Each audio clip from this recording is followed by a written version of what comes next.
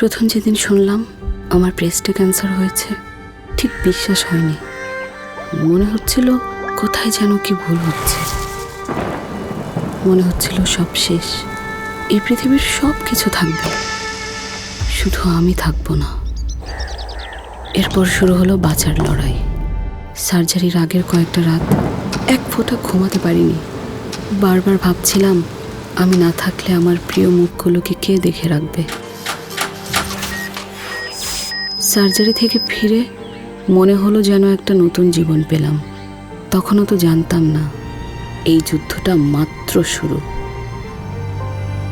যেদিন প্রথম কেমো নিলাম, ওই দিনটা কখনো ভুলতে পারবো না। পুরো শরীরটা যেন ভেঙে চুরে যাচ্ছিল। মনে হচ্ছিল নিঃশ্বাস নেওয়াটাই সম্ভবত দুনিয়ার সবচেয়ে কঠিন কাজ।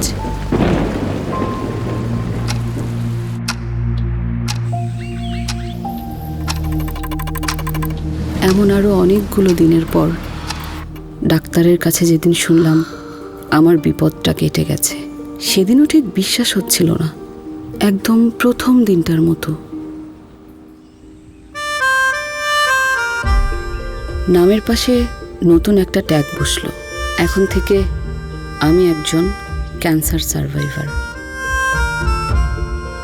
অবশ্য আমার ফ্যামিলিতে ক্যান্সার সার্ভাইভার আমি একা না, আরও একজন ছিল, আমার বোন।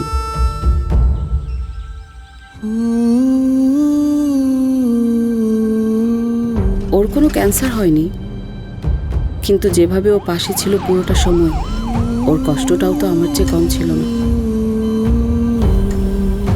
আমার চোখে ও তো আমার মতোই একজন ক্যান্সার জয়ী, যাকে ছাড়া হয়তো আমাদের বিজয়টা আসতো না। ব্রেস্ট ক্যান্সারের এই যুদ্ধে একা জেতা যায় না কখনোই। এই যুদ্ধে যারা পাশে থাকে তাদের জন্য অসীম শ্রদ্ধা। আপনিও যদি পাশে দাঁড়াতে চান, আগামী 25 অক্টোবর পিঙ্ক ডেতে যোগ দিন আমাদের সাথে ব্রেস্ট ক্যান্সার প্রতিরোধের শপথ নিতে।